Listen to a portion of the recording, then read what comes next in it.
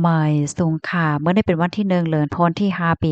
2026ในตอนในเข้ามาถ่อมด้วยข่าวง่าวเกี่ยวเลยลองต่อซ่านซูจีค่ะดอกเมื่อคำว่าได้มีแค่พางต่อซ่านซูจีเปิ้นแผ่ออกมาในสื่อหลายๆโครงการเนี่ยเนาะเกี่ยวกับเลยลองในก็เป็นลูกจ้ายมะนางว่าจังหือพองปยก็ฝ่ายผู้ค่อนคว้าหรือเพี้ยนเขาคาโลถ้าทันจึงหือในเฮาคำมารับถ่อมด้วยกว่าค่ะเนาะอยู่ดีโฮมปล่อยเงาหางเสียง MRTV ของหลวงปอนจึงเบิ่งคมตุ้มเปิ้นแผ่ออกมาเคียบหางต่อซ่านซูจีเมื่อวันที่30เดือนธันวาคมปี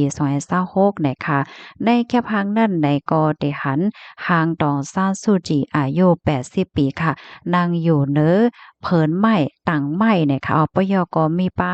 หางผมมีปนพร2เกาะจังหนังเฮาหันที่ในแคบหางในยาวเนี่ยค่ะ แคบหางอันในติเรียกว่าเป็นแคบหางอ่อนตั้งสุดเนาะวายหลังเสมานางถึงแย่ทิ้งยอบกุมโตเจเมอพองปี2021ดีป่นมานั่นแหละค่ะวายเสมานางถึงแย่ก้มขังตัวยอก้มก้าญาตัดขาดป้าลองติดต่อกับสืบฝ่ายตั้งนอข้าวตั้งหึง1เฮงปลายเกาปากวันอำนั้นก็ข้าวตั้ง5ปีปลายในอ้อม ปยกไลฮู้ว่าตั้งฝ่ายลงปองจึงปานมือเหลียวในเปิ้นเผาลดหย่อนปันตัวตามควักมันนางในมือเหลียวในเด็กเกิดอยู่ม18ถึง20ปีเนี่ยค่ะปยกสืบในกว่าในเดกุมขังมันนางตีเฮิรนแดนตีกุมขังตีคอกขังว่าสองว่าจึงนายเฮ็ดให้ค่ะเนาะตั้งฝ่ายภูมิพลพรเขาได้ก่อเปิ้นเผาว่าเอาโตมันนางในอยู่ไว้ตีเฮิรน จอมหนังตีอันมักมันไหวให้เนี่ยนะก้อยกะว่าต่อถึงเมื่อเหลียวก็ยังอ่ำไปหันเปิ้นแพ่ออกมาว่าเฮิรนหลังนั้นๆมีไว้อยู่ตีหลายตีเว้งหลายจังนั้นขนาดนอเป็นที่เฮิรนเก่า5อ่ำนั้นก็เป็นตีหลายและจังไหนหลายๆก็มีความถามไว้อยู่ค่ะตั้งฝ่าย NUG เขาได้ก็ลาดว่ามันนางแน่อ่ำไลถูกส่งโตมาตีเฮิรนเก่าอันมีไว้ดีเว้งหลงตาโกงว่าไหนอ้อม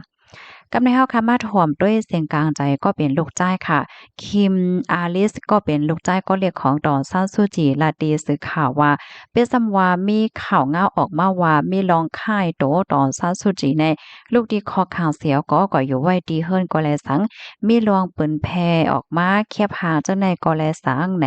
ก้อยกะว่าบรรจายได้ก็แหนยังตึกมีรองไม่อกไม่ใจเกี่ยวกับไปรองป้าอยู่หลีก็เป็นแม่อยู่ปยก็ยังอ่ำไปไล่หับลองยืนยันกำซือตีโก้นก็อันหยุ่มยำตั้มใจลายเฮ็ดจังแหน่เนาะว่าก็เป็นแม่นั่นมีว่าอยู่ดีลาอยู่ลิกินวันอยู่5ยังตึงมีอาสากษาใจอยู่5ไหลเจ้าในเนี่ยเมื่อเหลียวก็เป็นลูกจ้ายได้ก็ยังอ่ำไปยืนยันไล่ยังตึงมีลวงไม่อกไม่ใจจอมก็เป็นแม่อยู่ในคาม กำในเฮาค่ะมาถ่อมด้วยตั้งฝ่ายโพค่อนควานเลเพียนเขาค่ะมีโพค่อนควานเลเพียนหมางก็ค่ะเนาะเปิ้นก็ปันตั้งหันถึงค่ะว่าแค่พางอันเปิ้นแผ่ออกมาในมันเหมือนหางแลบเป็นแค่พางเมื่อพ้องปี2022ถึง2023นั่นเฮ็ดจังไหนออกเฮียงแลตั้งฝ่ายภูมิพลพรเขาซ้ำเอามาเปิ้นแผ่พ้องย่ามมือเหลียวในหลาประว่าแน่จึงแหน่ รองในตั้งฝ่ายผู้ค้นคว้าเขาได้ก่อปันตั้งหันถึงว่าเปิดตาให้ลกลมฟ้าหันว่ามันนางในอยู่ลิกินหวานยอกอไหลหับลองล่มลาด้วยถึงหนังลีในมือโป้นม่านในเฮาคาก็ได้หันค่ะเนาะหลายๆฝ่ายอำว่าได้เป็นUN 5อาเซียน5ยอกอเบิ่งวันโตก5ป้าแจมแข5และจังไหนเปิ้นก็อ่อนกันตุกย้อนให้หลวงปองจึงปานเมื่อเหลียวได้ปล่อยปันโตมันนางไหนค่ะเลือสินั่นก็ มีป้าหลวงต้งหนึ่งแคมเปญค่ะเนาะเปิดตาทุกย้อนให้หลวงปองจึงได้ปล่อยปันโตต่อซาสู้จีว่าสังวาเจ้าหน้าเฮ็ดในเพราะว่าเฮาคามาด้วยโฮโพเบี้ยวในตั้งฝ่ายพวกคนควาเลยเพี้ยนเขาได้ก่อป้ายในว่าลองเปิ้นแพ้แค่พางอันในออกมาในได้ก็มันเหมือนจึงหนังว่าแหนให้เปิ้นหันหลีฝ่ายตั้งการเมืองเหมือนจังหนังเปิดหมอกแหนลกลมฟ้าว่าต่อซาสุจีในยังตึกมีอาสากสาใจอยู่ปยก็เลยรับรองลุ่มลาด้วยถึงหนังหลีเนี่ยค่ะก้อยกะว่าป้อมาโดยในหลวงตั้งเป็นได้ก็ในพ่อ องย่ามมาเหลียวในต่อซ่าซูจีเนี่ยก็ยังอำไปไล่หาบลวงทางหางรอดเลี้ยวนั่นน่ะเนาะยังอำไปจังติดต่อกับสืบจอมก้นตั้งนอกเฮ็ดจังเนี่ยมันจังว่าลูกจ้าย5ก้นจำใจหาป้าเจ็มโพต่างดาบ้านนางเนี่ยค่ะปยก็มีผู้ไหลไผป้าเจ็มลูกจ้ายค่ะเนาะยืนยันเลยว่ามานางในอยู่หลีกินหวานอยู่หลีเตะค่ะออโคปากเต็มและจังไหนในยังอำไปจังลัดยืนยันลายเฮ็ดจังไหนออกพี่น้องค่ะหันแคบหางและถ่อมข่าวอันนยอหันถึงจึงหือพองค่ะมางเจอก็ปันตั้งหันถึงว่าลวงเปิ้นแพเคียบหางออกมาจังไหนในมันก็มีลวงหลีทางเทิมอยู่แห้งและซ้ำอำเปิ้นแพมานั่งคลิปวิดีโอน่ะเนาะเหมือนมานั่งว่าเมื่อพ้องตีมานั่งโอบลัดข้อความอยู่5อำนั้นก็ตรงหนึ่งสังเสแม่เมียวอยู่5อำนั้นก็ไปกว่าไปมาอยู่5สัง5เฮ็ดไหนออกมาเจอเปิ้นก็ปันได้หันถึงจังไหนค่ะเมื่อเร็วได้ก็มีแค่พาจังไหนออกมาไหนเสร็จแล้วก็ยังตึกเฮ็ดให้กวนตั้งนำในอ่อนกันรวมไว้ใจจอมอยู่ไหนยาวค่ะคอมมอนตอนได้คาไลเปิงเองออกมาดีของการข่าวแม่มาน้าวของการข่าว BBC TVB ออกไว้นะคะอ๋อพี่น้องเฮาคาโลฮับถ่วมข่าวโหในยาวพี่น้องค่ะหันถึงจังหือพองค่ะจ่องว่น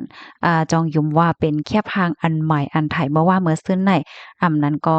เป็นระโยอะหังว่าจังเนี่ยเนาะจังหือก็อบโอ้แลปันดาหันถึงมาไลนะคะอ๋อเพราะว่าเฮาคามาด้วยสายงานเงาไล่เมืองห่มตุ่มพ่องย่ำเหลียวเนี่ยก็เป็นรองดีอันลีปักตาโดยเด๊ะๆค่ะเนาะพี่น้องค่ะสายงานเงาไล่เตสืบเป็นจังหือกว่าไหนนั่นแต่เฮาคาก็โคเนี่ยค่ะเนาะพ่องย่ำเมื่อเหลียวในค่ะนะลองเตอันตึกเคิกดอกพี่น้องกนเมืองเฮากำซื้อได้ก็เป็นตอนตาพี่น้องค่ะเจออันกว่าอยู่ไว้ที่นวันน้องเมืองเสียวก็เตปอกแอวแหล่คืนเย่ว่าว่าเตมาติดต่อกับสืบฝ่ายป้ายไหลก็ยาวเนาะเพราะว่ามาขึ้นที่ในเมืองคมตุ้มในจึงไหนเตไหลย้อนขว้างตีลุมพองตางก่อนนะคะอ้อคักตอนมันได้ก็ที่หนึ่งในเตไหลย้อนไหวขว้างลือตีคอมพานีปอเล้งหน้าจางเตียนเฮาค่ะเหตุการณ์จอมปยก็เอาตั้งเพิ่นเหมือนวัดไว้เฮาค่ะโกเส้นๆอันที่เฮาค่ะมีไว้อยู่นั่นเสียวก็กว่าติดต่อกับสืบดีลุมพองตางค่ะเนาะลุมพองตางมานอันมีไว้อยู่ดีเว้งอันพี่น้องค่ะอยู่ซันเจ้าหนอว่าเว้งดีอันพี่น้องค่ะอยู่นั่นมีลุมพองตางเนี่ยก็กว่าจูลุมพองตางอันมีหิมจำเว้งที่อันพี่น้องค่ะอยู่นั่นเฮ็ดจังไหนคะอ้อคักตอนมันเป็นเฮ็ดไหนคะนะซันเจ้าหนอว่าปอกมาเสเหี่ยวก็ซ้ำมีไว้รับพ้องเนี่ยจึงก็ได้จ้างตึกเคิกต่อรองวัดไหวและส่วนรองออกก่อเหตุการณ์ที่นอกเมืองในอาณาการว่าจังไหนเย้าค่ะอ๋อค่ะฮับถอมยอหันเทินเจอก็ปันตะหันถึงมาไลในค่ะเนาะย้อนให้อยู่เลยกินหวานและรอดเพ่กันกูก็ค่ะออเมยทรงค่ะ